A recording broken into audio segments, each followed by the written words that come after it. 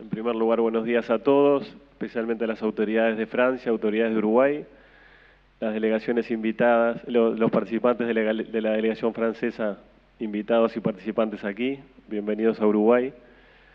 Continuamos, y por supuesto a todos los asistentes, continuamos en este Foro Franco-Uruguayo de Ciencia, Tecnología y Educación para el Desarrollo Sostenible, Francia y Uruguay, una mirada hacia el futuro. Damos comienzo a la tercera sesión, que es de Tecnología, Innovación y Desarrollo, y dentro de esa sesión comenzamos con la mesa número 1, que es referida a Innovación y Transferencia de Tecnología. En mi caso, soy Miguel Sierra, gerente de Vinculación Tecnológica de INEA, y ahí en la publicación viene el detalle de la formación personal. Para dar comienzo, le vamos a dar la palabra a François Guinot, que dará la conferencia magistral. François es presidente honorario de la Academia de Tecnologías de Francia, presidente del Grupo Interacadémico para el Desarrollo, y su ponencia versará sobre la transferencia de tecnología, motor de la innovación y del desarrollo. François, bienvenido. Tienes la palabra. Adelante.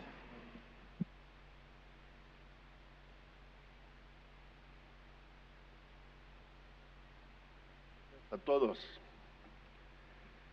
Buenos días para todos. El filósofo y sociólogo francés Raymond Aron distinguía 3 revoluciones en la historia de la especie humana: la conquista del fuego, la revolución neolítica y la revolución tecnológica. Esas 3 revoluciones tienen en común que ilustran el vínculo establecido desde siempre entre los progresos del hombre y el desarrollo de sus técnicas, de sus instrumentos, y durante millones de años el proceso de hominización se ha desarrollado por la simbiosis entre hombre y herramienta. Sin los hominidios, las herramientas habrían sido grito, piedra o palo, pero el hombre se ha convertido en Homo sapiens. La herramienta multiplica las capacidades limitadas, que son fruto de las capacidades limitadas, y entonces permite el desarrollo del pensamiento simbólico. Homínidos y herramienta están muy asociados y aprovechan esta asociación, y esto es la definición de la simbiosis. Entonces el hombre es el autor y la obra de sus propios saberes, es el inventor de sí mismo, se inventa en sus 2 componentes, natural y cultural, que son indisociables y están en interacción.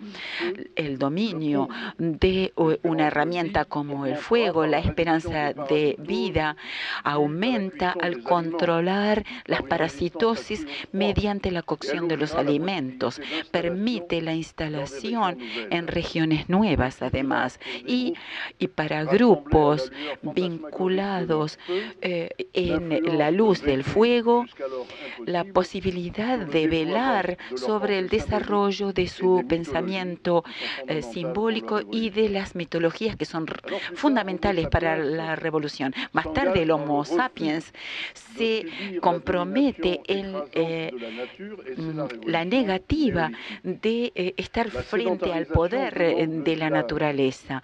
La creación de aldeas, la agricultura, la metalurgia, las ciudades, que son un lugar de protección de tesoros, lo que conduce a la sociedad. Y al instaurar la sociedad, el hombre se hace autor de super herramientas indispensables para su desarrollo. Es también la obra de esta herramienta, porque esta herramienta lo transforma y se convierte entonces en hombre social. Y gracias a esa simbiosis entre técnicas y sociedad, la propia sociedad se inventa a sí misma con sus herramientas naturales y culturales que integran toda la relación con la naturaleza naturaleza con el cuerpo social y además una cultura colectiva que integra las creencias, que organiza los rituales, que establece la vida común, desarrolla los saberes, los acumula, los almacena en una memoria colectiva y asegura su transmisión y la enriquece. Y la lengua, que es el control del pensamiento, el dominio del pensamiento. Cada individuo participa en la evolución de esta super herramienta y recibe sus beneficios en proporción de los vínculos que lo unen personalmente con lo colectivo, es decir, en proporción del grado de cohesión de la sociedad. Veremos que las transferencias de tecnología desempeñan un lugar esencial en la capacidad de una sociedad para producir innovaciones o para tomar prestadas tecnologías de otras sociedades. Hay que ver el contenido de la palabra innovación, tecnología, que son grandes palabras en las cuales hay un gran desorden generalmente. Una tecnología es un conjunto coherente de saberes teóricos y prácticos que combina conocimientos científicos y saberes para un efecto de manera controlada. Una tecnología es una combinación de saberes, una invención es una combinación original de saberes. Innovación es otra cosa, es un encuentro entre una invención y una necesidad de la sociedad. Es una construcción socioeconómica y cultural erigida a partir de una invención. Y cuando uno solo de estos elementos falta, hay, por ejemplo, la imposibilidad económica, la incompatibilidad cultural, la inaceptabilidad social, la invención será rechazada por la sociedad y será un fracaso. Y ese riesgo de fracaso existe siempre. Creo que deberíamos más a menudo asociar en nuestros espíritus la palabra innovación y la palabra riesgo e interesarnos por saber quién asume ese riesgo y para qué. El camino es largo entre la idea original y la invención, entre la invención y la innovación. Y implica, como lo vimos ayer, actores numerosos. Para que este camino sea practicable, las fronteras que separan los ámbitos de actividad de todos estos actores, estas fronteras deben ser bajadas. Y creo que la transferencia de tecnología son instrumentos de penetración transfronteriza. Y voy a distinguir tres tipos. Las transferencias de trasplante que atraviesan las fronteras de las naciones. Es la introducción en una sociedad de un invento que viene del exterior. Se vincula con una especie de injerto. Si los tejidos no son compatibles, el organismo del receptor se moviliza contra el intruso y el injerto se rechaza. Existen tratamientos, por suerte, contra el rechazo y en el caso que nos ocupa, tiene que ver con la educación, con la formación, con la información. Son indispensables, pero no siempre suficientes. El trasplante puede quebrarse si hay condiciones económicas difíciles o tabús culturales. Cada punto de bloqueo debe ser anticipado para tener alguna posibilidad de ser superado. Las transferencias entre países muy diferentes, como lo hemos visto en el pasado, se han ignorado algunas transferencias que no han sido exitosas entre norte y sur. La mutualización también es la transferencia entre varios ámbitos industriales. Muchas veces se ha trabajado en profundidad con sistemas tecnológicos y ahora se buscan innovaciones más importantes de ruptura en la mutualización de competencias con otras industrias. Y esta mutualización implica también esfuerzos de acercamiento entre las culturas que a veces son muy diferentes. La cultura de un grupo químico es diferente de la cultura de un grupo de construcción de automóviles o de la construcción de edificios. y la cultura de una gran empresa es diferente de la de una pequeña. Se requieren esfuerzos de traducción importantes porque las lenguas son diferentes, pero estos esfuerzos son beneficiosos. Hubo innovaciones que pude vivir en la asociación entre Bouygues y Ron-Poulenc, los Saint-Gobain y los vidrios autolimpiantes. Los neumáticos verdes. Michelin era el único que no usaba el sílice precipitado y no podía considerarlo sino con una innovación tal que justifique las inversiones muy importantes que serían necesarias para cambiar esas cadenas de producción. François Michelin nos dio entonces un pliego de condiciones. Había que disminuir la frotación del neumático en la ruta sin perder adherencia. Entonces podíamos prolongar la vida del neumático y disminuir el consumo de combustible. Evidentemente, había que traducir esas palabras de frotación, de adherencia entre químicos. Había que llegar a un acuerdo entre químicos y expertos en neumáticos. Y se logró entonces un buen resultado, con resultados económicos, de duración, una reducción de la energía, un mejor resultado y un desarrollo sostenible. Para Ron-Poulenc fueron los sólidos de sílices para el valor de uso.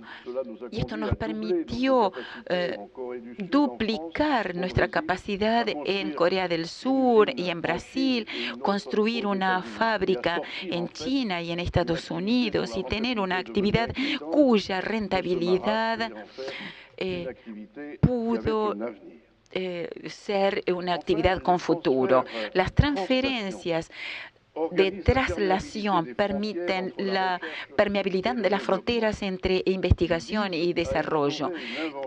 Es para elaborar una invención a partir de una idea original y optimizar su contenido para facilitar la protección y su adopción. Permiten reducir el tiempo necesario para realizar la adaptación que hará de esto una innovación. Vemos entonces que estas transferencias movilizan a todas las partes para que la invención en gestación permita mejores oportunidades para adaptarse a las condiciones del mercado. Hay idas y vueltas fluidas entre desarrolladores y los investigadores, de manera que haya entonces la traslación, por ejemplo, entre Ron-Poulenc y Michelin.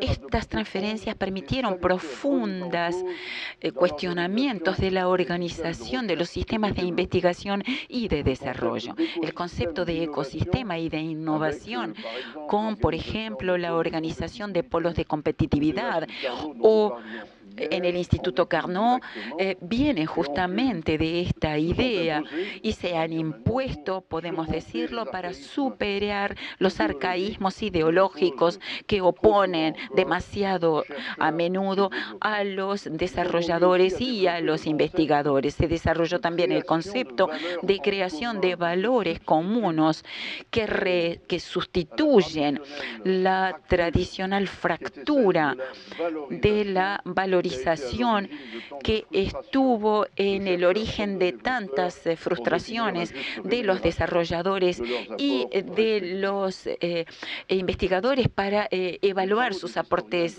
respectivos. Los historiadores de la economía confirman lo que es la trama de mi discurso, es decir, el vínculo entre la sociedad, entre el vínculo de una sociedad y la simbiosis con la tecnología. En Europa hay que esperar la primera primera revolución industrial con las máquinas textiles y a vapor, y sobre todo la segunda revolución con la electricidad, el teléfono, etcétera, para lograr un verdadero vuelo de esta simbiosis. En Francia, entre los años 1900 de la bella época y hoy, la producción de bienes y servicios se ha multiplicado por 20, lo que condujo, tomando en cuenta un aumento de la población de 65%, a una multiplicación por 10 de la riqueza por habitante. No voy a analizar las etapas contrastadas de esta evolución. No discutiré tampoco la idea según la cual las innovaciones de la revolución en curso,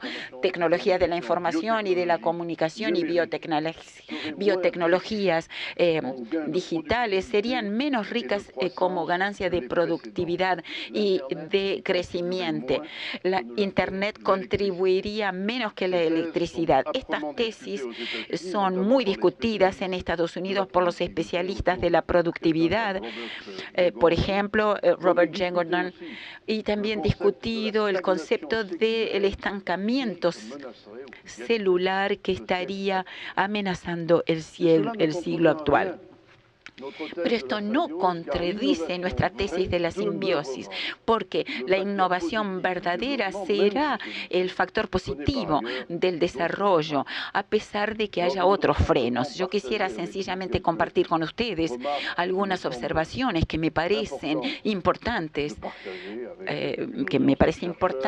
compartir con una audiencia de responsables políticos, investigadores y educadores. La empresa es el lugar privilegiado de la innovación, sencillamente porque su desarrollo y su supervivencia depende del mercado, de sus necesidades y de su capacidad de adaptarse, de adaptar sus servicios y productos al mercado. Su capacidad depende de hacerlo mejor y más rápido que sus competidores, adaptándose a culturas y ambientes diferentes. La empresa está acechando las innovaciones. Ella organiza el encuentro entre el invento y los deseos de la sociedad. La empresa toma los riesgos de la innovación, pero para desempeñar su papel, la empresa necesita un ambiente favorable. No lo voy a desarrollar en materia de estabilidad jurídica, fiscal, tributaria, reglamentaria. Veo que la desindustrialización que se ha constatado en algunos países es una señal de alerta en cuanto a la calidad de esta simbiosis, que la parte de valor agregado de la empresa manufacturado ha disminuido, y esto para nosotros es un gran problema. No son solamente empleos que desaparecen, lo que es terrible, sino además una pesada amenaza para el crecimiento futuro, porque el esfuerzo de investigación privado realizado por las empresas representa más del 50% de la investigación y el desarrollo, y es importante, y la relación óptima debería ser de 2/3 para la investigación privada, como sucede en Japón o en Corea. Y a pesar de la multiplicación de las ayudas públicas que ayer nos mencionaba la señora Brezhniak, la investigación está en estancamiento entre 2,2 y 2,3 del PIB. Pero este estancamiento, en buena medida, que no siempre se explicita, es el reflejo de esta desindustrialización. La creación y el desarrollo de empresas cada vez más son desafíos muy importantes. Nuestra mirada compartida debería entonces focalizarse sobre las insuficiencias entre la traslación entre público y privado, y nuestra mirada debería intentar, a través del intercambio de experiencias, tratar de superar estas insuficiencias. Esta mirada compartida debería destacar las lecciones de las PMI. Esto es más fácil A veces es difícil la relación entre grandes grupos y pequeñas empresas. No tengo tiempo de desarrollar mucho más este punto y es una lástima, pero en nuestras miradas compartidas también deberíamos, más que en el pasado, interrogarnos sobre la falta de coherencia entre el sistema de enseñanza y las necesidades de capacitación de las empresas. Para decirlo rápidamente, algunos países no deben contar sobre los premios Nobel para emerger. Se requiere un equilibrio difícil de encontrar entre la formación de técnicos básicos, de técnicos superiores, científicos y científicos de alto nivel que debemos armonizar con el sistema de enseñanza superior, de enseñanza e investigación a medida que va evolucionando un sistema del aparato productivo. Esto es difícil y seguramente es uno de los puntos en los cuales deberíamos tener una atención particular. Lo que yo compruebo es que tenemos muy a menudo todavía en algunos países la cultura del diploma más que la cultura de los oficios.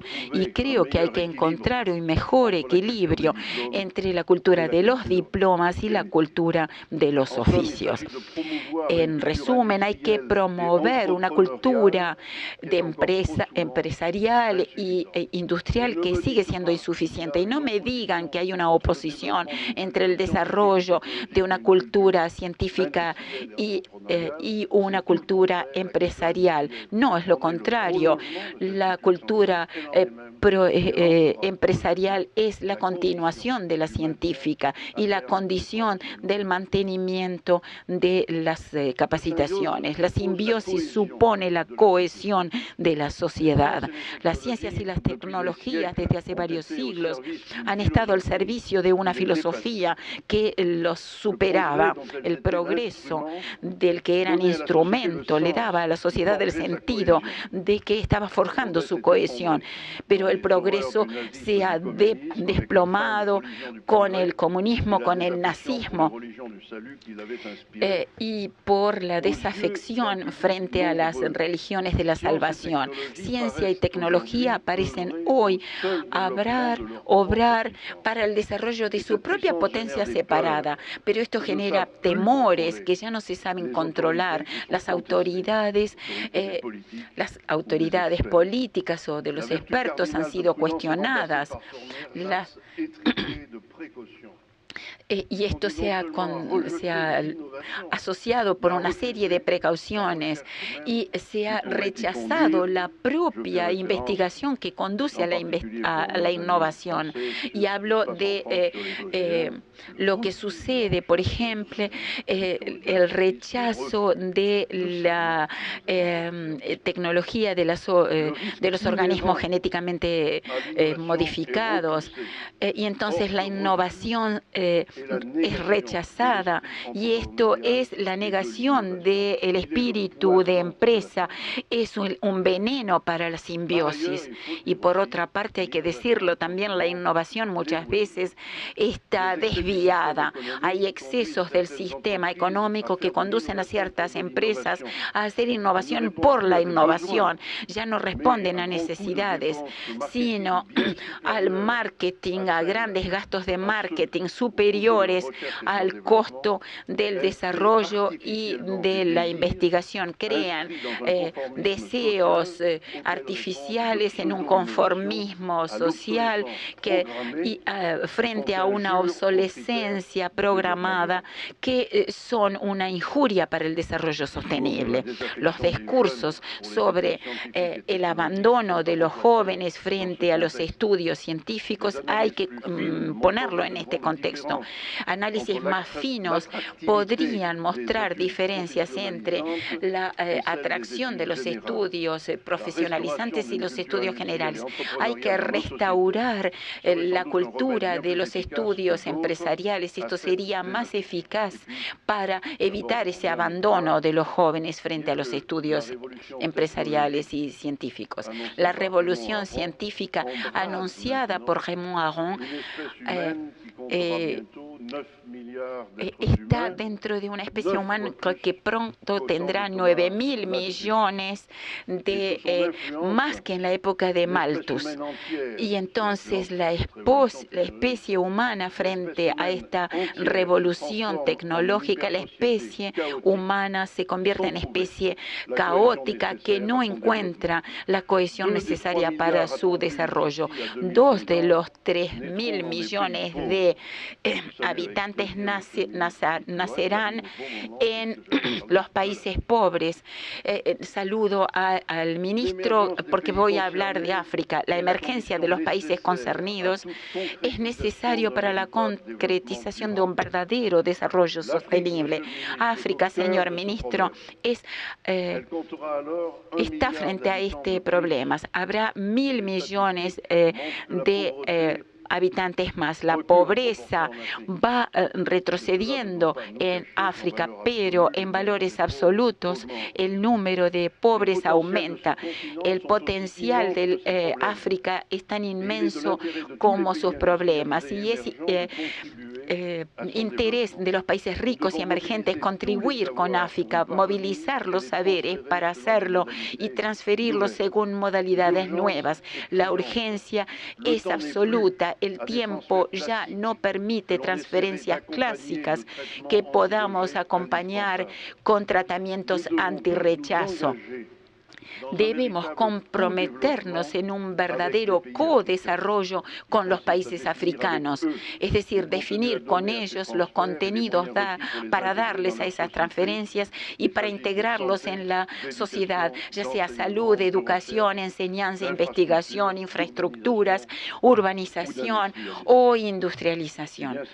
Y es lo que nosotros emprendimos con el Grupo Interacadémico para el Desarrollo, el GID, que yo presido, fundado por academias europeas y africanas. Este grupo quiere movilizar todas los saberes para un desarrollo euroafricano, ciencia, medicina, agricultura, ciencias sociales, la instrumentación y la puesta en común de los saberes de cada academia, el poderío de las redes mediterráneas y euroafricanas será importante para abordar de manera independiente todos los problemas del desarrollo y hacerlo con los actores, con las empresas, con los investigadores, representantes de la sociedad civil, ONGs y también con la UNESCO, y hacerlo con una obsesión, la obsesión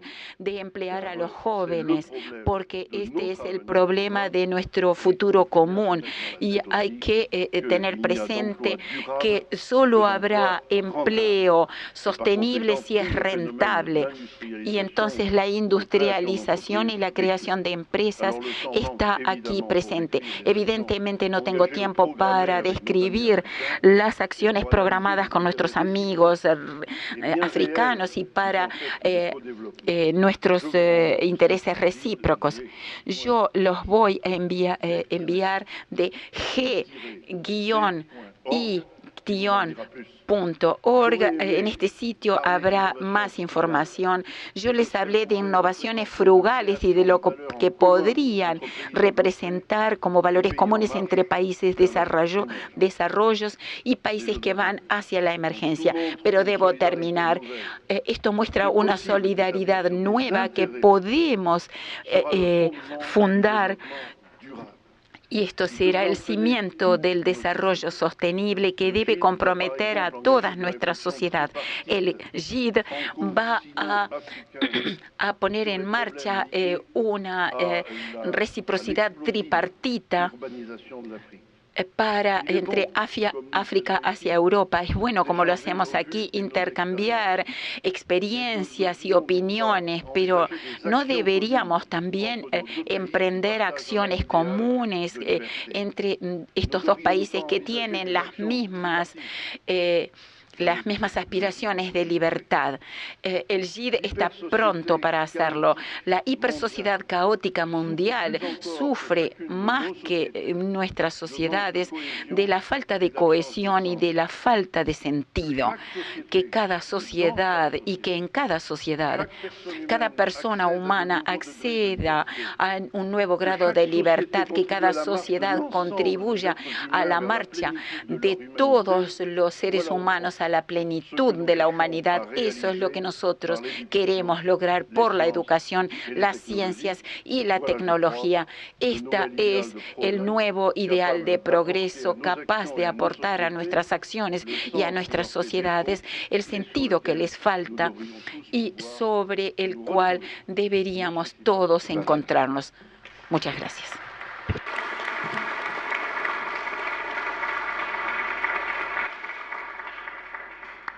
Muchas gracias, François, por esta magnífica conferencia magistral de inicio. Y damos ahora la palabra a Albert Sazón. Hace poco estuvo con nosotros en el Consejo Sectorial de Biotecnología, nos ha ayudado a priorizar los ejes estratégicos a nivel país de Uruguay en esa materia. Albert Sazón es doctor en Ciencias Naturales por la Universidad de París en el año 1967, especializado en microbiología.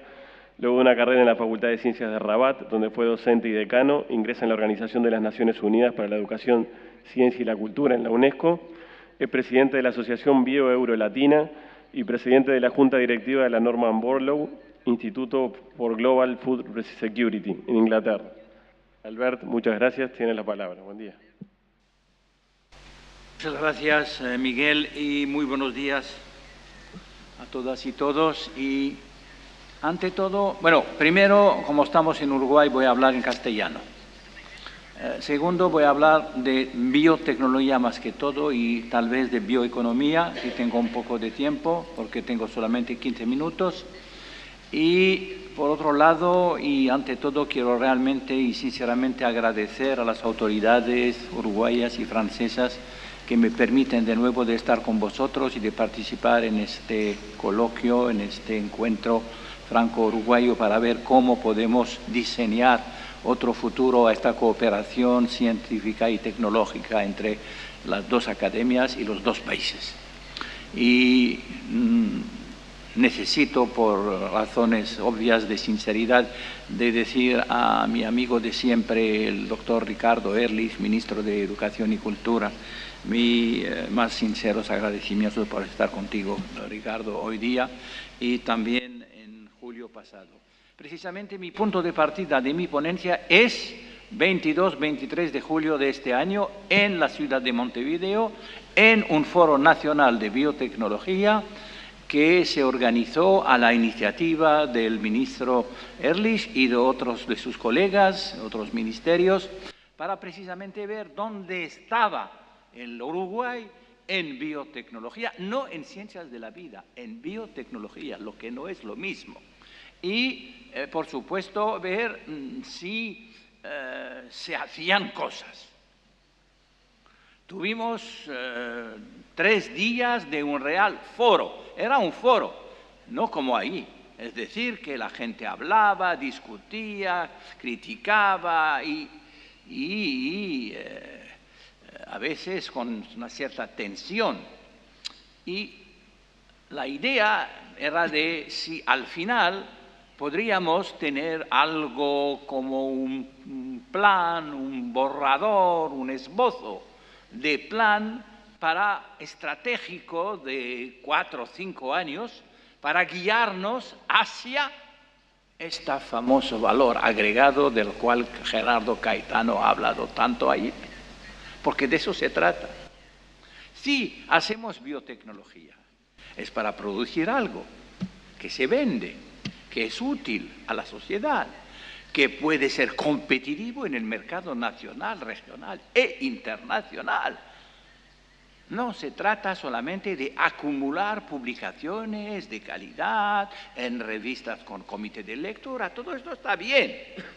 Y el Uruguay tiene esto en gran medida, no en todos los campos, pero el Instituto Pasteur, por ejemplo, de Montevideo, el IPEMON, Hemos visto ayer con la ponencia de Luis Barbeito que 7 millones de dólares al año, 64% del Uruguay, de estos 7 millones, y que son, no sé, 70, 80 publicaciones de gran calidad. Entonces la pregunta mía era, ¿y todo eso para qué? ¿Todo eso para qué? Es la cuestión de Judith Schutz. ¿Qué quiere la sociedad uruguaya para que le hagamos eso? Inicialmente hay que publicar, inicialmente hay que formar, evidentemente, pero llega un momento cuando hay una acumulación de conocimiento para que se traduzca en un producto. Y ahí vi, y lo dijo también Barbeito ayer, que por la primera vez se van a incubar 2 pequeñas startups para producir un diagnóstico. Ah, qué bien, qué bien. Pero me parece que esto debe tener más importancia y más relevancia en salud humana, en salud animal, en bioenergía, en bioindustrial, en biotecnología bioindustrial, de bioremediación, lo de la madera, lo del bosque. ¿Qué hacemos con todo eso? Uruguay se queda con un país de commodities.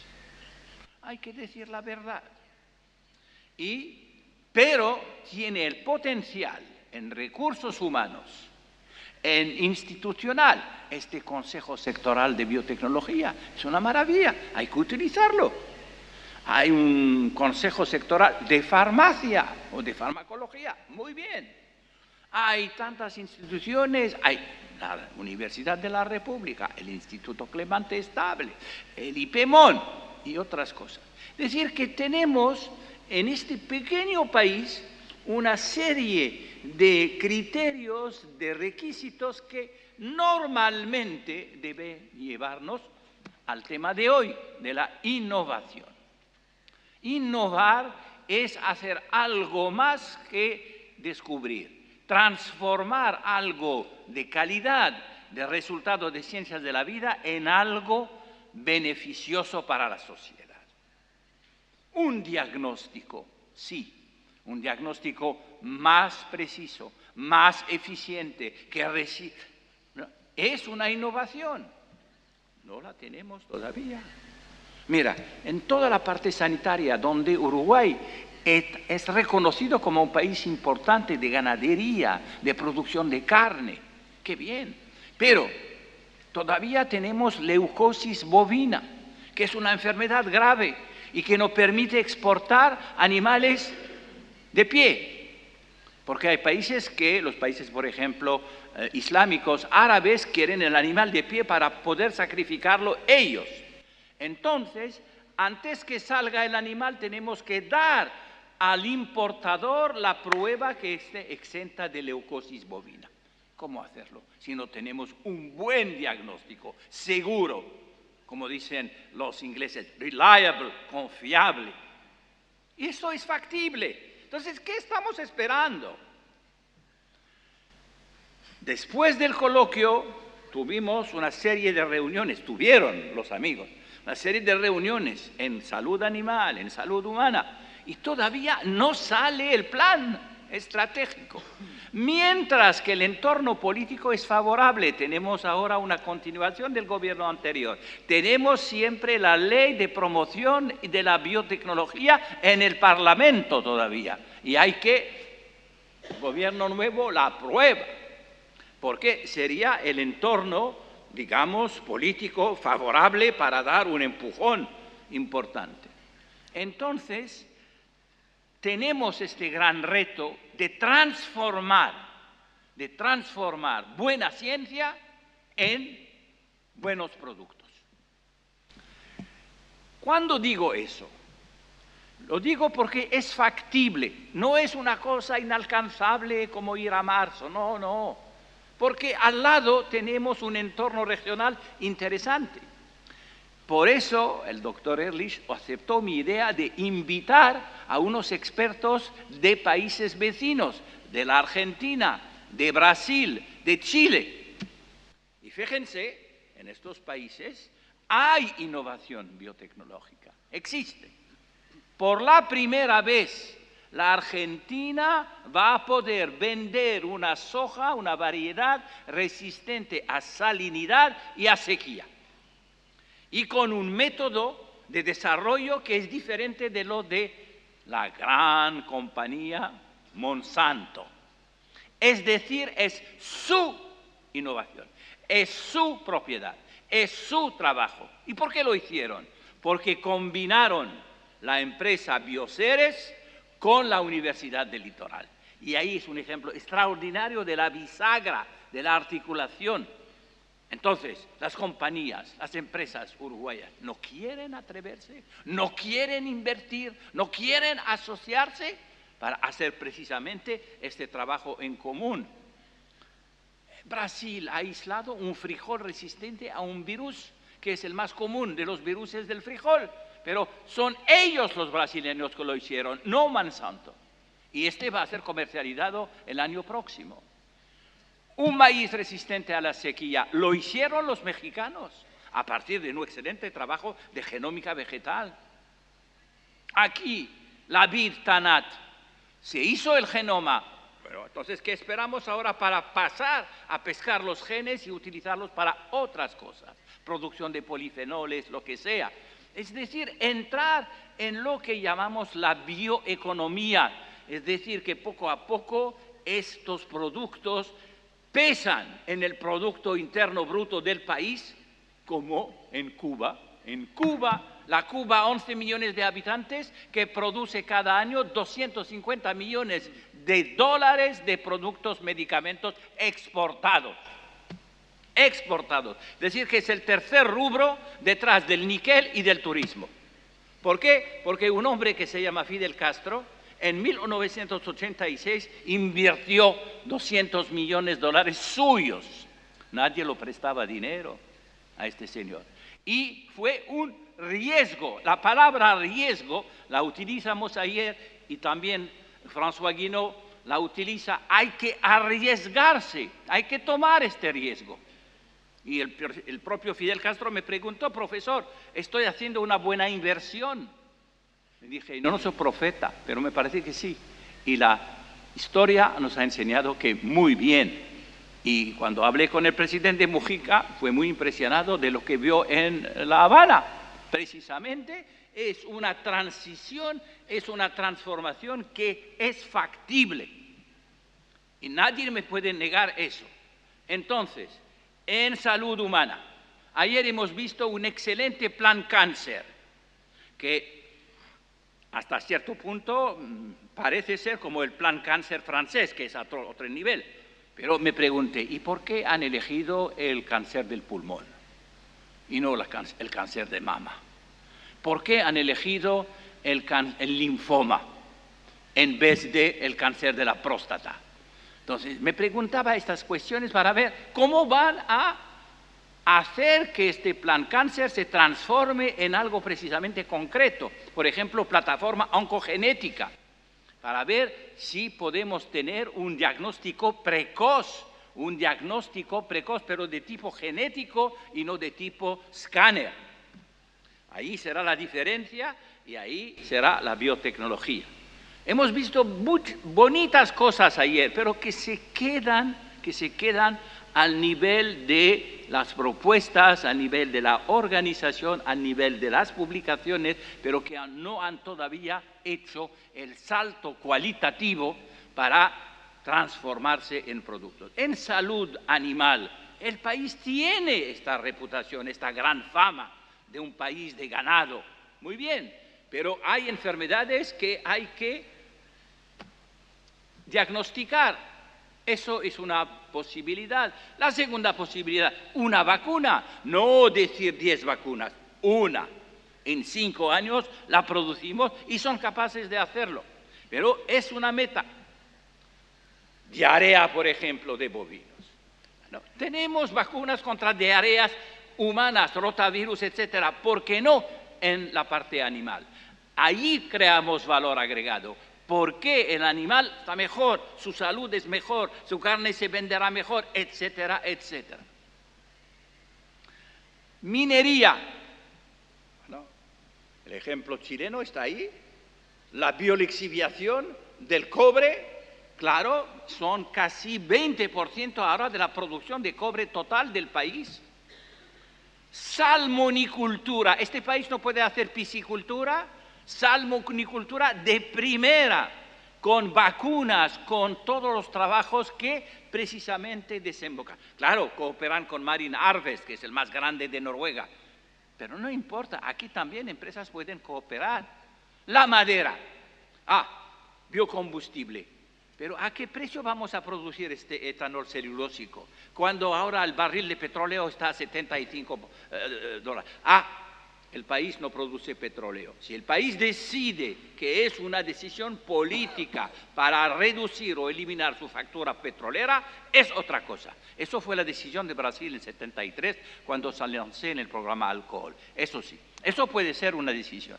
Pero es muy duro de hacer etanol celulósico. Es fácil de decirle, pero a la producción es mucho, mucho, mucho complejo. Incluso los Estados Unidos no llegan a las metas que habían. Pero la madera se puede utilizar. Yo me acuerdo que en la región de San Pablo, en San Carlos, ¿ustedes se acuerdan de los lápices de Faber-Castell, que es la famosa, digamos, marca alemán? Todos los lápices de Faber-Castell están hechos en esta región con pino transgénico.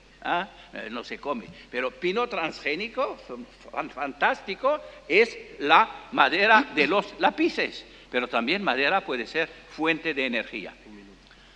Me falta un minuto, te prometo, mi querido Miguel, que yo cierro.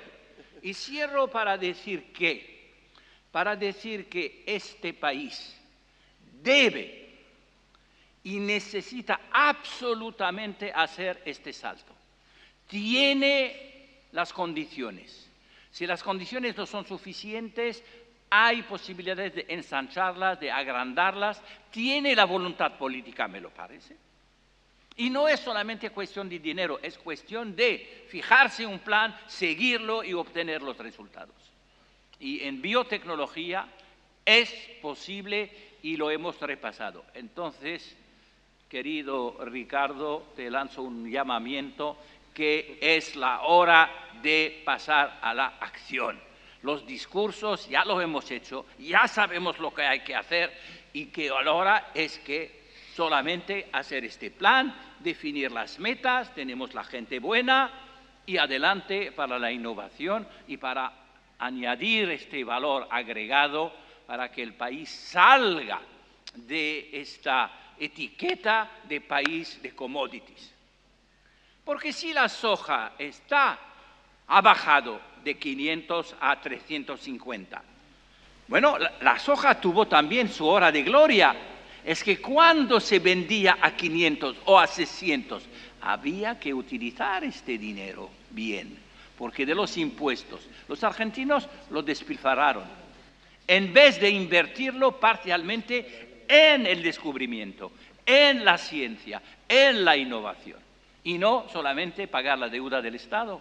Esto realmente es un tema muy importante, y si vendemos una soja resistente a salinidad y a sequía, esto tendrá un valor mucho más importante, y particularmente en países que sufren con el cambio climático, que más de sequía recurrente y de salinidad. Muchas gracias y hasta la próxima. Muchas gracias, Albert, por la presentación. Damos la bienvenida a Ramón Méndez, que luego va a hablar a continuación de Santiago Dogliotti, que es quien presentaría ahora. Santiago es ingeniero agrónomo por la Universidad de la República, posee un Master Science en Ciencias de los Cultivos y un PhD en Ecología de la Producción y Conservación de Recursos de la Universidad de Wageningen de Holanda. Actualmente es director del Departamento de Producción Vegetal de la Facultad de Agronomía y presidente del directorio de la Agencia Nacional de Investigación e Innovación. Dirige y participa en proyectos de investigación orientados a la intensificación ecológica de los sistemas de producción combinados hortícola-ganaderos y en sistemas de cría de ganado en base a campo natural, y a estudiar las brechas de rendimiento en cultivos hortícolas y trigo. Le damos la palabra. Bienvenido, Santiago. Adelante.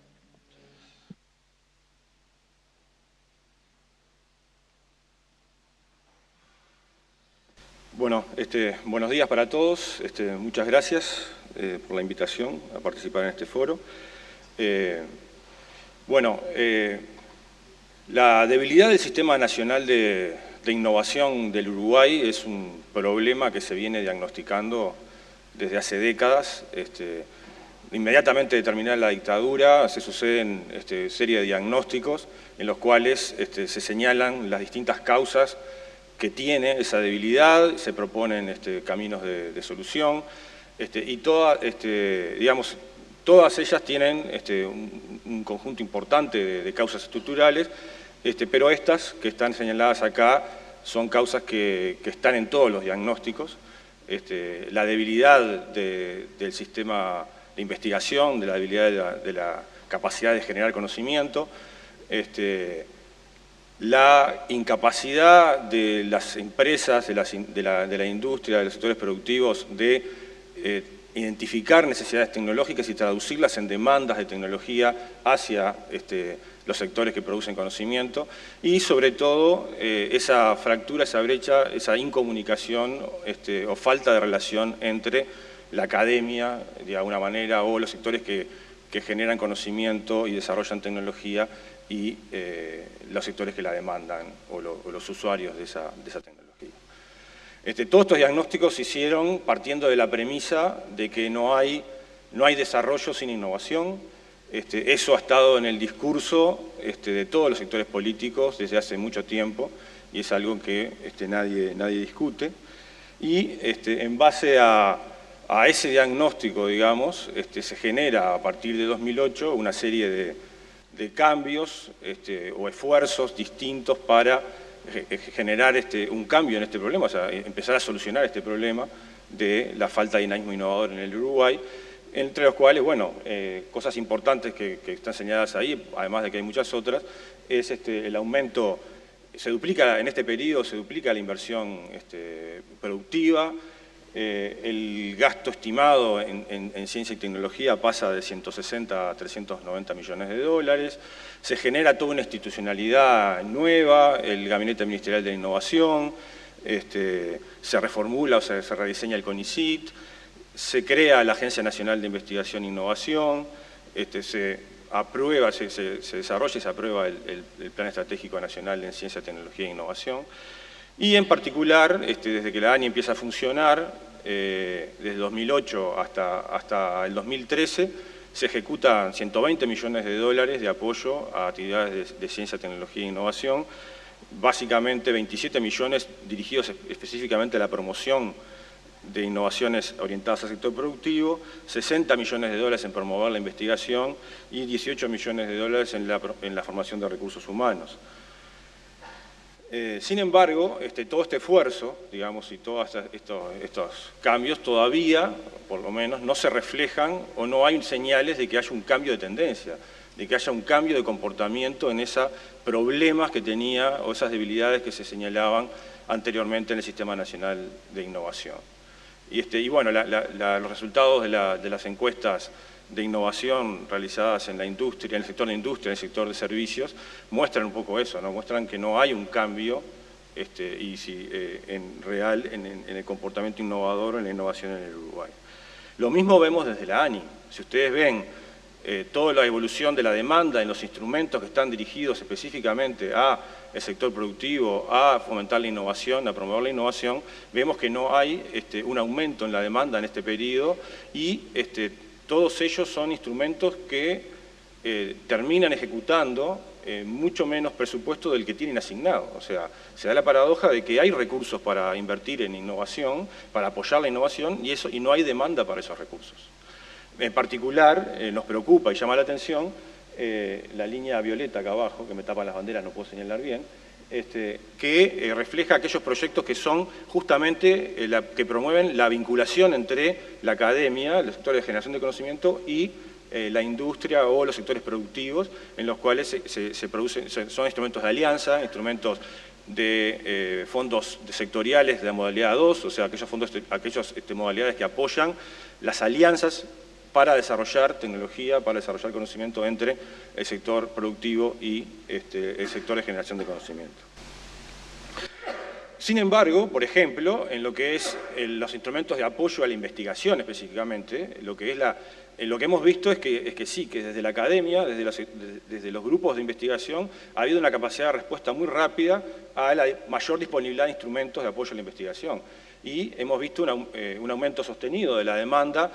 Estos son proyectos dirigidos de investigación aplicada, dirigidos justamente al desarrollo de tecnología o a la solución de problemas reales del sector productivo, que el problema que tenemos es el inverso. Acá la demanda de proyectos de buena calidad que son evaluados como proyectos buenos es mayor a la disponibilidad de recursos que tenemos para financiarlos. Y hoy nos enfrentamos a una cantidad importante de proyectos de muy buena calidad que no pueden ejecutarse porque no hay financiación para ellos. O sea que el problema aquí es el inverso. Entonces, en definitiva, un poco el mensaje que yo quería dar en esta primera parte es que en este periodo de tiempo, y ya desde antes también, se han ido acumulando una cantidad grande de ejemplos exitosos, de casos de alianzas entre la academia y el sector productivo que resultan en innovaciones, que resultan en resultados positivos, en mejora de los resultados de las empresas.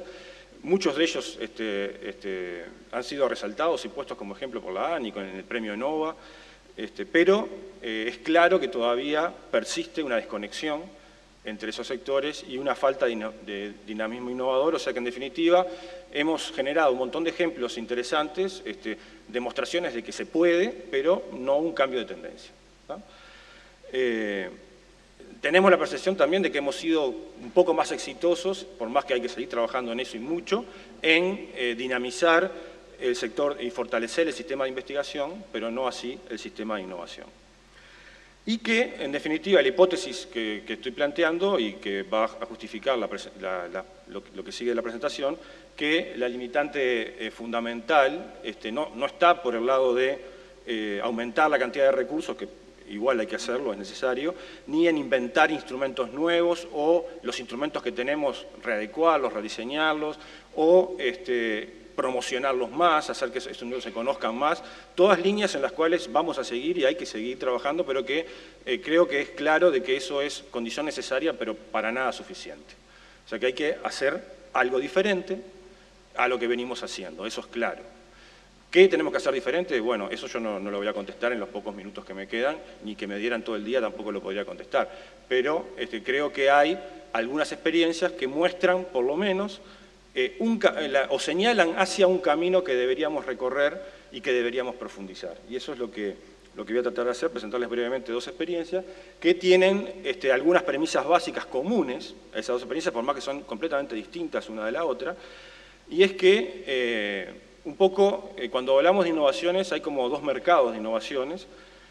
Uno en el cual tenemos el desarrollo de tecnologías como paquetes, tecnologías prontas, que se ofrecen en el mercado, que se pueden comprar, que se pueden adquirir o que se pueden transferir. Y la palabra transferencia de tecnología creo que se aplica claramente a este tipo de innovaciones,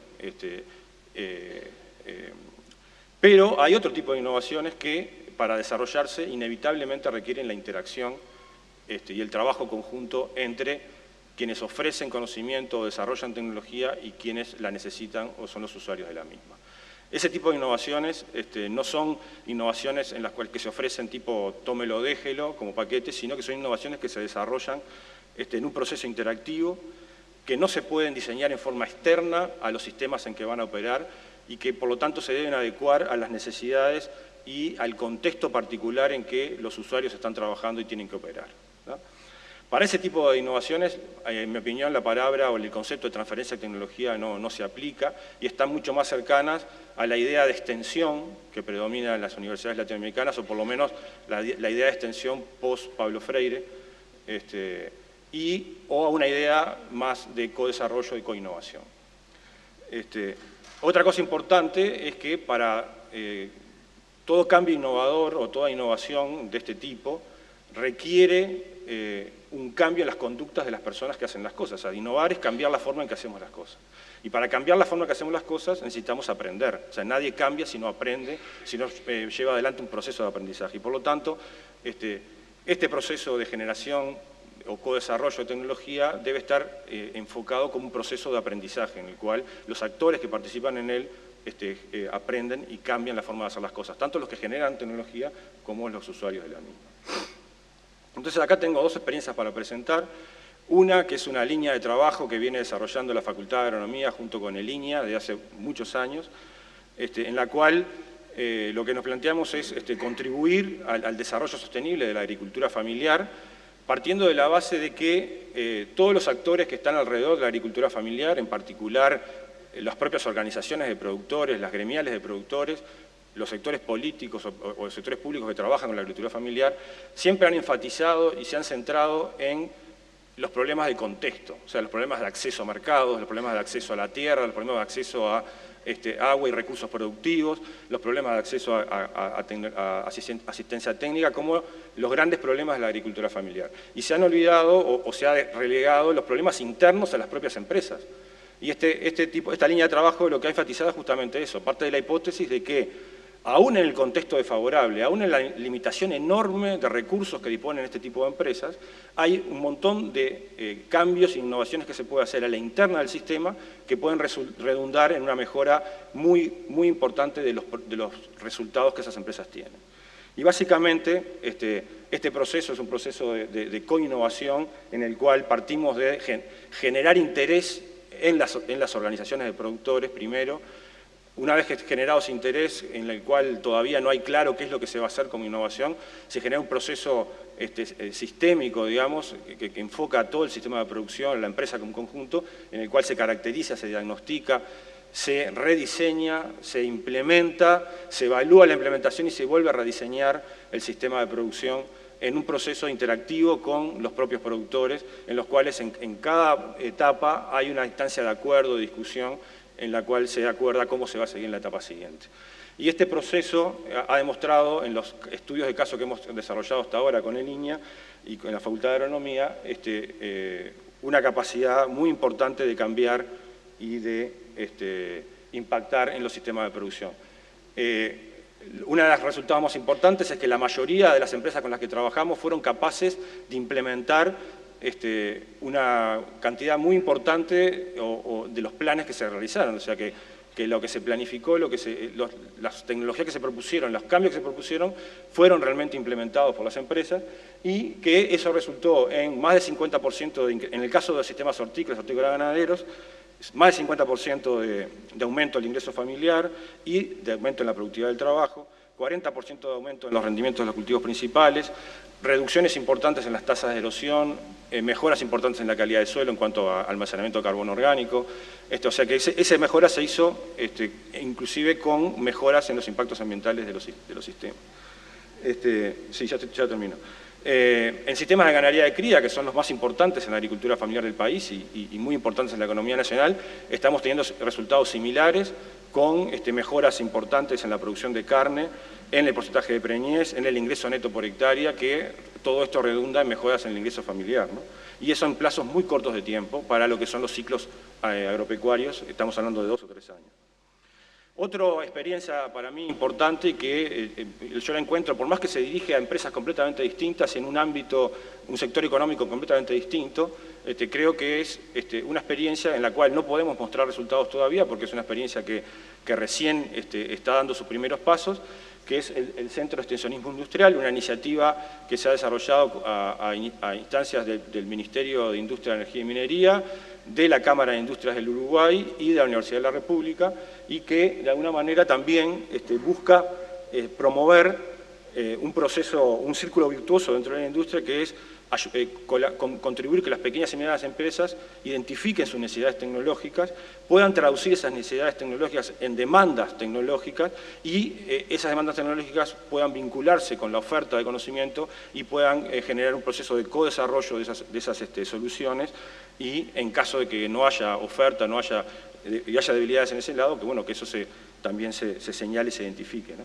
Entonces, este diagrama es muy complejo para mostrarlo y para explicarlo en detalle, pero yo, digamos, comparando este diagrama con el anterior que les mostraba en las empresas agropecuarias familiares, yo encuentro muchas similitudes entre un enfoque y el otro, en el cual en ambos se genera un proceso que parte del diagnóstico y del análisis, que ese diagnóstico se acuerda o se construye entre la empresa y los técnicos que están desarrollando ese diagnóstico. Ese diagnóstico después, si el proceso satisfactorio pasa a un proceso de rediseño o de elaboración de un plan, y esa elaboración del plan, nuevamente, si es satisfactoria, a la empresa le interesa y le interesa implementarla y requiere apoyos para hacerlo, pasa a una etapa de acompañamiento y seguimiento de esa implementación de ese plan y finalmente una evaluación del impacto de ese plan. Entonces yo creo que este tipo de propuestas, el anterior y este que estamos mostrando ahora, son el tipo de cosas diferentes que hay que empezar a hacer, que hay que empezar a incrementar con mayor importancia, además de todo lo que más que ya está haciendo. O sea, no hay que dejar de hacer lo que se está haciendo, pero este tipo de cosas son las que hay que fortalecer y apoyar cada vez más. Nada más, gracias. Muchas gracias, Santiago. Finalizamos las presentaciones con la presentación de Ramón Méndez. Bienvenido, Ramón. Ramón es director nacional de energía del Uruguay. Al asumir en el 2008 diseñó la política energética Uruguay 2030, que fue aprobada por todos los partidos políticos del país y coordinó la transformación del sector energético uruguayo desde entonces. A su vez es el presidente del Consejo de la Agencia Internacional de Energías Renovables, IRENA, con sede en Abu Dhabi. Antes de asumir en la administración pública, trabajó durante 25 años en el sector académico en Francia, Italia, Estados Unidos, Brasil, Argentina y Uruguay. Ramón es licenciado y doctor en Ciencias Físicas de las Universidades de Grenoble en Francia y de La Plata en Argentina. Bienvenido, Ramón. Adelante. Mientras que se carga la presentación, agradeciendo la invitación, gracias Ricardo, quería compartir con ustedes, lo que voy a presentar es simplemente un ejemplo concreto de innovación en nuestro país, de aplicación del conocimiento, de la creación y aplicación directa de conocimiento original para el diseño de instrumentos de política pública en un sector particular como es el energético. No he puesto pantalla, pero decía, voy a compartir entonces con ustedes un ejemplo concreto de aplicación de conocimientos al diseño de políticas públicas, como es el caso de la política energética que ha venido llevando adelante nuestro país a lo largo de los últimos años. Ahí está. Bien, es lo que voy a compartir en los próximos minutos. Naturalmente es absolutamente imposible resumir todo esto en 10 minutos. Voy a simplemente a compartir algunos pincelazos y ver cuál es el link con lo que estamos analizando hoy. Es imposible hablar de energía en un país sin hablar de la energía en todo el mundo. Y el sector energético mundial, y lo que muestro allí, que es la matriz energética de abastecimiento de energía en todo el mundo, tiene varias dificultades al presente. Uno de ellos es el hecho de que la casi totalidad de la energía que estamos utilizando proviene de fuentes no renovables. Otro hecho fundamental es que también la casi totalidad de las fuentes energéticas que utilizamos tiene una fuerte incidencia sobre las emisiones antropogénicas de gases de efecto invernadero con las consecuencias sobre el cambio climático.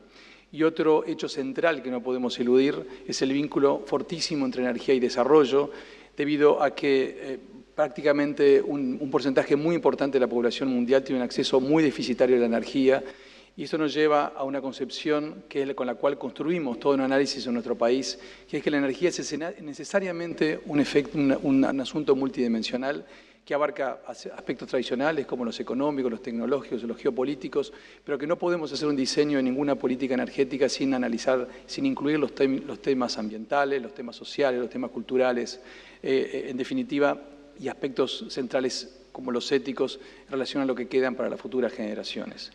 En ese contexto es que analizamos hace unos años el tema en nuestro país, y esta fue la respuesta que intentamos dar desde el punto de vista el agregado de valor con el conocimiento original. ¿Cuál era el marco general en aquel momento? Uruguay es un país que, a diferencia de la mayoría de los países de la región, no tiene reservas probadas de ninguno de los energéticos tradicionales, ni petróleo, ni gas natural, ni carbón, ni uranio. Vamos a ver que estamos buscándolos intensamente. Por otro lado, el potencial de nuestros ríos ha sido ya aprovechado íntegramente para generar hidroelectricidad, y al mismo tiempo Uruguay es un país muy dependiente del fenómeno climático del Niño, lo que hace que tengamos temporadas de intensas lluvias y temporadas de profundas sequías. Al mismo tiempo, el gas natural, que es un energético tradicional y el segundo después del petróleo en el mundo, en la región tenemos una dificultad importante de abastecimiento, con lo cual no habíamos podido garantizar el desarrollo de nuestro país. Y por último, todo esto había llegado a una importancia cada vez más importante del petróleo, que había ocupado un porcentaje extraordinariamente alto en nuestra matriz de abastecimiento global, de la demanda energética de nuestro país. ¿Dónde estamos hoy, después de apenas unos pocos años? Bien, esta es la matriz actual, es decir, la que vamos a tener el año que viene, luego de las transformaciones que se concretan este año y el que viene. Aquí se observan cambios radicales, absolutamente radicales en muy poco tiempo. En particular, esto que representa toda la energía que consumimos en el país, quiere decir para el transporte, para la industria, para la generación de electricidad, para absolutamente todos los usos. Más del 50% el año que viene, claramente más, va a ser energía renovable sin presencia de carbón, con una pequeña presencia de energéticos contaminantes o no renovables. Pero si vamos en particular al sector de generación eléctrica, más del 90%, entre el 90 y el 95%, va a ser a partir del año que viene, ya lo es en este momento, pero se va a intensificar esto todavía el año que viene en nuestro país. Lo más interesante es que esto se está logrando con una fuerte disminución de los costos. En particular muestro aquí los costos en el sector eléctrico, el costo de generación. La curva del medio es la que corresponde a los costos medios en un año de lluvias medias, mientras que las curvas extremas, con 10% de probabilidad de ocurrencia cada una de ellas, son los extremos de los costos en años secos y lluviosos respectivamente. Lo que observamos ahí es una fuerte disminución, cerca de más de 30% de disminución de los costos medios de generación, pero al mismo tiempo una fortísima disminución de la dependencia climática. Prácticamente 70% de disminución de la dependencia climática que se mantiene al menos para los próximos 15 años en nuestro territorio. ¿Cómo se logró esta transformación? ¿Cuál fue la parte del conocimiento para generar esta transformación tan radical y en tan poco tiempo? Lo primero y más importante es que Uruguay diseñó una política a largo plazo, una política global, una política basada en la apropiación de conocimiento original y el desarrollo de conocimiento original, y también una política multidimensional que abarca la globalidad de las variables que yo presentaba, culturales, éticas, ambientales, sociales y, por supuesto, tecnológicas en general y económicas. Esa política se gestionó un fuerte respaldo, no solamente político, sino también social, no solamente para el diseño, sino fundamentalmente para la ejecución de esta transformación. Por supuesto, se hicieron las transformaciones regulatorias, institucionales necesarias para que esto fuera posible y fundamentalmente se diseñaron estrategias específicas de participación pública-privada.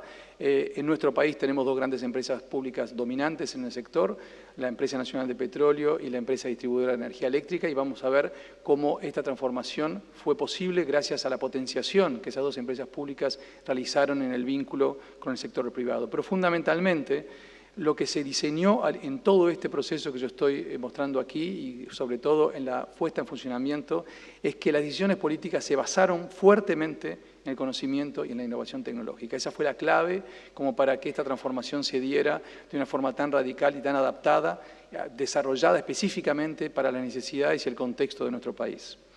En materia de generación de capacidades, muy brevemente, quiero compartir con ustedes 4 pinceladas de esos elementos. El primero, la autoridad energética que dirijo, es decir, el organismo que diseña y conduce la política energética, primero se ha potenciado, se ha multiplicado por 8 el número de técnicos capacitados, con un plantel multidisciplinario, con egresados de 15 carreras universitarias diferentes, y eso ha permitido que las decisiones y la construcción de instrumentos se basen en el conocimiento. En segundo lugar, un fuerte vínculo con la academia ha permitido la realización de decenas, literalmente decenas, cerca de un centenar de estudios diferentes, desde estudio de potencial, campaña de medición, variedad de análisis de diferentes objetivos, desde los energéticos, tecnológicos, ambientales, sociales, económicos, de todo tipo, en fuerte vinculación con desarrollo autóctono, de aplicación directa a la transformación en curso. Por otro lado, se generaron recursos humanos nuevos, hay miles, decenas, de hecho, de miles de puestos de trabajo nuevos generados, y eso fue gracias, entre otras cosas, a nuevas carreras y posgrados que se generaron conjuntamente con la academia. Y quiero destacar en particular el Fondo Sectorial de Energía, que lo coadministramos conjuntamente con la ANI, que lo que ha permitido que en un periodo extraordinariamente corto, menos de 10 años, se multiplicaran, siendo conservadores, por 10 el número de investigadores trabajando directamente en temas energéticos, pero la particularidad que tiene este fondo es que son investigaciones que van desde la investigación fundamental hasta la innovación, pero todas ellas alineadas con la política de transformación de la política pública que se definió y que se lleva adelante. Las principales líneas que se impulsaron, ya para ir cerrando mi presentación, están presentadas agrupadas de alguna forma en esa transparencia. No me da el tiempo de profundizar en casi ninguna de ellas, pero las voy a leer simplemente. Por un lado, el fuerte impulso a los energéticos renovables, es decir, es la transformación de nuestros recursos naturales, de nuestros commodities, en una utilización productiva, una utilización de transformación productiva, económica y social del país. Y eso se hizo sin ningún tipo de subsidios. Es una gran diferencia con las políticas que se realizaron en Europa en los últimos años, sino, como voy a escribir enseguida, una apropiación adecuada de las tecnologías más apropiadas a nuestra realidad. Por otro lado, como complemento de las energías renovables, para independizarnos de la ausencia de gas natural en la región, una terminal regasificadora de gas natural licuado. Esto permitió una transformación estructural del sector eléctrico. En paralelo con esto se está llevando adelante una intensa búsqueda de gas y petróleo en nuestro territorio. La densidad de prospección que hay en este momento y de exploración fundamentalmente que hay en este momento es de las más altas del mundo por el pequeño tamaño de nuestro territorio. Esto, por supuesto, de la mano de un intenso trabajo en relación al sector de la demanda y colocando a la política energética como un instrumento más de la integración social. Uruguay es un país que en los últimos 10 años ha disminuido la pobreza de 38% a 11% y la pobreza extrema de 5% a menos de 0,5%, y todas las políticas públicas de alguna forma se colocaron al servicio de la integración social de los uruguayos. Brevemente, en relación a las energías renovables, lo que se hizo, como decía, fue la selección de las tecnologías más maduras y más adaptadas a los recursos naturales autóctonos de nuestro país. Eso, naturalmente, para mantener baja la huella de carbono, para reducir la importación de petróleo, para disminuir los costos energéticos. Recordamos que esto es sin subsidios, eso explica la fuerte disminución de los costos.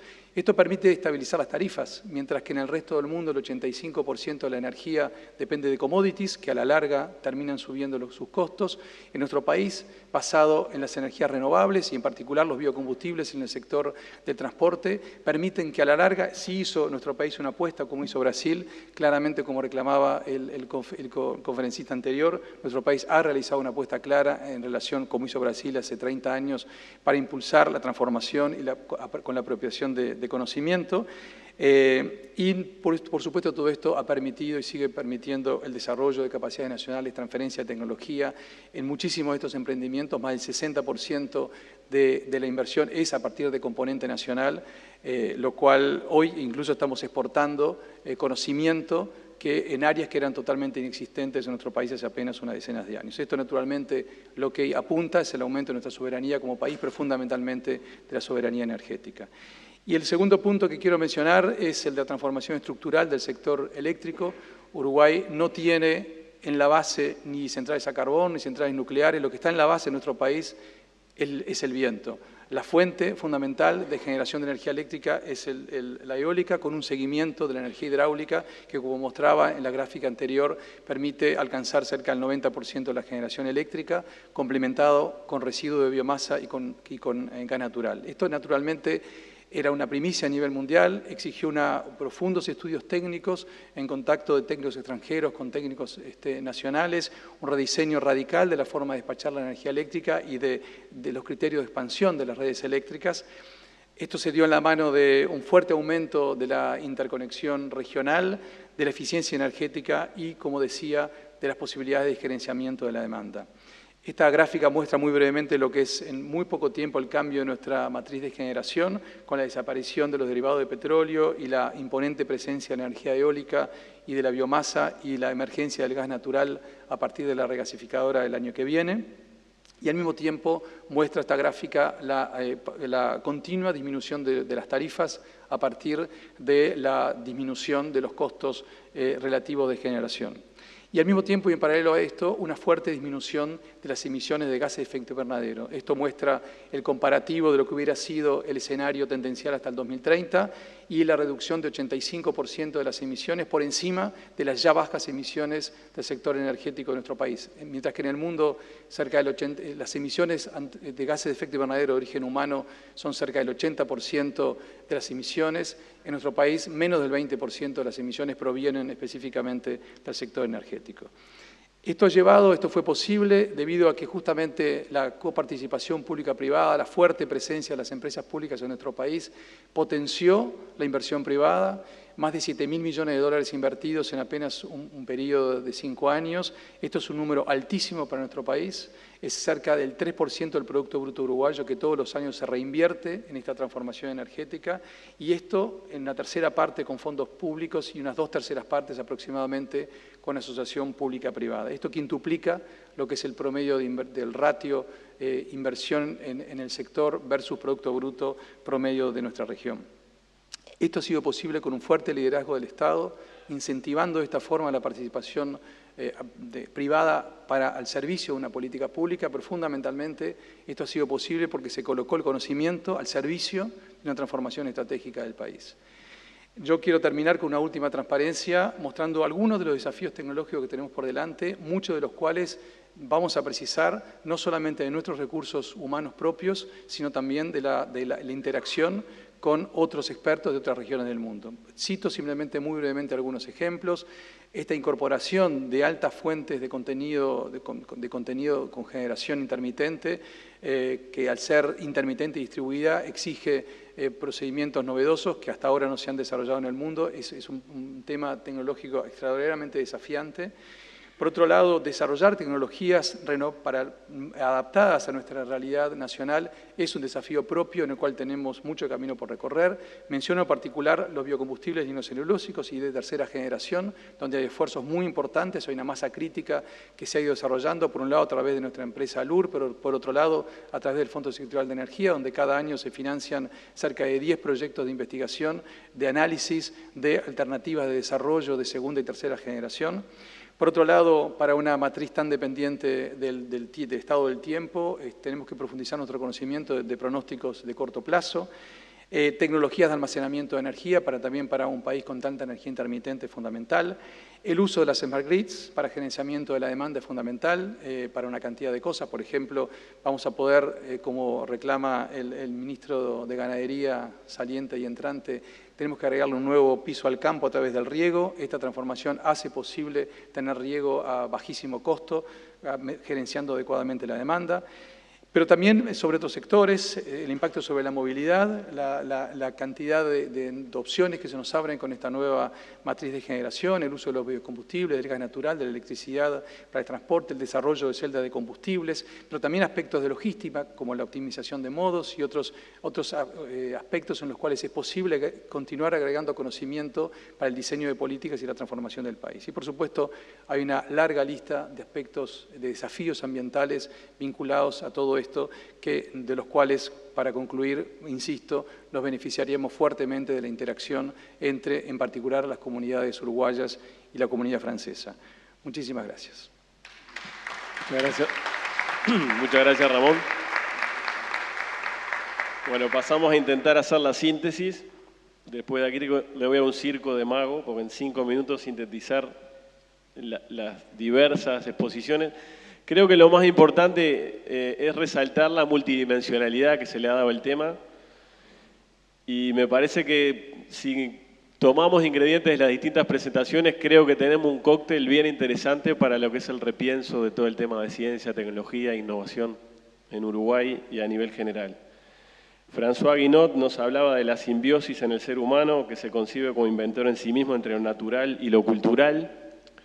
Algunos también hablan de la necesidad de combinar lo dionisíaco con lo apolíneo, la rigurosidad con la locura y la creatividad. En el segundo concepto, el tema de la simbiosis entre tecnología y sociedad. Toda sociedad es un desarrollo, concibe desarrollos tecnológicos, y todo desarrollo tecnológico concibe desarrollos sociales y de sociedad. Nos hablaba también de la transferencia de tecnología y de la tecnología en sí como una combinación de saberes con un efecto controlado, la invención cuando esos saberes son originales y la innovación cuando esos saberes y esas prácticas son aplicadas para resolver problemas y aprovechar oportunidades. Nos hablaba del concepto de riesgo, que luego fue tomado también por Sazón y nos parece que es fundamental. La cultura de la innovación va necesariamente asociada a la cultura del riesgo.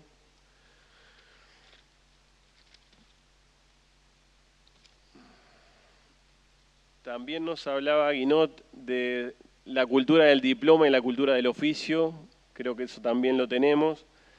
y lo asocio también a lo de Sazón, que él nos comentaba que tenemos ya un piso de ciencia de calidad y tenemos que empezar a desarrollar un sector empresarial y una aplicación de ese conocimiento en productos tecnológicos y sectores intensivos en conocimiento que valoricen esas capacidades científicas que tenemos en productos comerciales y en agregado y captura de valor que permita desarrollar nuestras sociedades. Nos habló también Guinot de la innovación desviada en algunos casos y creo que eso también es un peligro. Últimamente se habla de innovación para todo y hay mucha innovación que tiene mucho de marketing, como él bien decía, y poco de respuesta a necesidades reales de nuestras sociedades y de nuestra gente. Entonces también esa deriva de la innovación en algo banal. Finalmente, ante la presencia de los colegas africanos también hablamos del co-desarrollo, en línea también con lo que Santiago Doblotti hablaba, de la co-innovación. Generalmente la innovación y el desarrollo precisa involucrar a los actores implicados desde el diseño, la implementación y la evaluación de esas políticas de innovación y desarrollo para que sean realmente aplicadas y fructíferas.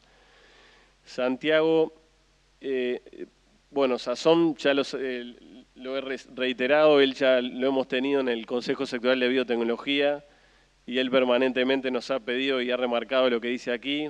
En Uruguay precisamos focalizar, tenemos un gran aparato de diagnóstico y de elaboración de documentos, nos cuesta aterrizar en políticas concretas, aunque hay casos como el que recién acaba de plantear Ramón, y quizás esté dando lo que comenta Santiago, que estamos en un umbral que todavía esos ejemplos no llegan a ser una tendencia que revierta el concebirnos como una sociedad de la innovación todavía.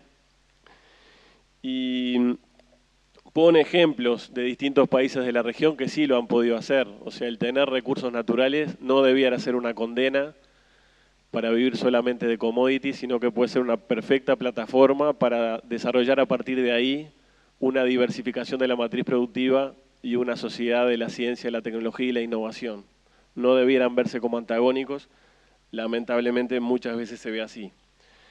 Santiago y Ramón ya focalizan en la realidad propia de Uruguay. Santiago plantea los problemas estructurales que quizá puedan dar respuesta a esta inquietud que nos plantea Albert Sazón de por qué tenemos esas dificultades en concretar y en pasar de la ciencia a la valorización y al mundo empresarial o al mundo de las concreciones. En esos problemas estructurales nos plantea Santiago la desconexión entre la generación de conocimiento y los sectores productivos, una debilidad del sistema de investigación y desarrollo uruguayo, una falta de dinamismo innovador en los sectores productivos. Creo que esto hay que relativizarlo a algunos sectores, pero en general, y él demostró datos contundentes de que tenemos pocas empresas actualmente vinculadas a la innovación y a la I+D en el país, aunque eso ha crecido. Ha planteado también cambios relevantes que se han dado del 2005 hasta ahora que no podemos desconocer. Se ha duplicado la inversión productiva en estas áreas de I+D+I. Se ha realizado una fuerte inversión en ciencia y tecnología en el país. Se ha creado una nueva institucionalidad, el Gabinete Ministerial de la Innovación, la Agencia Nacional de Investigación e Innovación, el Plan Estratégico de Ciencia y Tecnología.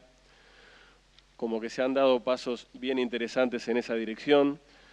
Pero lo sintetiza en esa frase que comentábamos hoy. Se acumulan ejemplos exitosos, pero no parece percibirse un cambio de tendencia o una espiral ascendente en términos de innovación. La percepción general es que se ha fortalecido el área de investigación y no está tan claro que hayamos sido capaces de fortalecer todo lo que es referido a innovación y diversificación de la matriz productiva con incorporación de ciencia, tecnología e innovación. Plantea dos casos bien interesantes, el de coinnovación en la agricultura familiar, que también es bien importante porque generalmente estereotipamos sectores. La agricultura familiar la veíamos como atrasada de otra época y ahí se está desarrollando una experiencia bien interesante y adaptada a nuestros tiempos, conjuntamente con los actores participantes. Y el Centro de Extensionismo Industrial, que nos parece una experiencia también bien interesante que se está desarrollando en el sector industrial uruguayo, conjuntamente con la Comisión Sectorial de Investigación Científica y la Cámara de Industrias del Uruguay. Y finalmente Ramón plantea lo que yo entiendo que es una de las transformaciones estructurales más importantes que ha tenido el Uruguay en este último tiempo, la transformación de su matriz energética, y sin duda de ahí tenemos que aprender muchas cosas de por qué eso ha sido exitoso. Así como somos muy críticos y ponemos la lupa en lo que no sale, debiéramos también analizar los casos de éxito, y ese sin duda es un caso de éxito. Y me parece que tiene algunos ingredientes bien claves que sería importante considerar en otros ámbitos, ¿no? Se definió una política pública de largo plazo, con mirada global y multidimensional. Se gestionó acertadamente el respaldo político y social.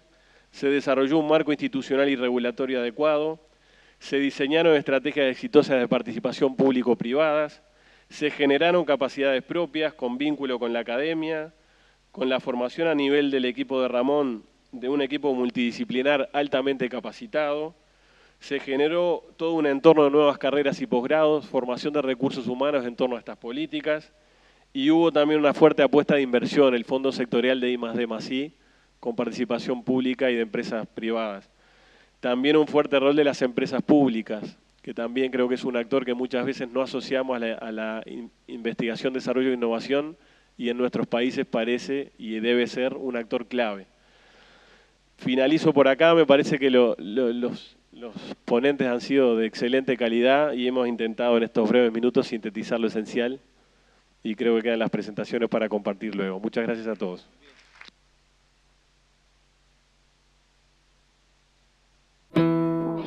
Asuntos públicos, para conocer mejor, para saber más.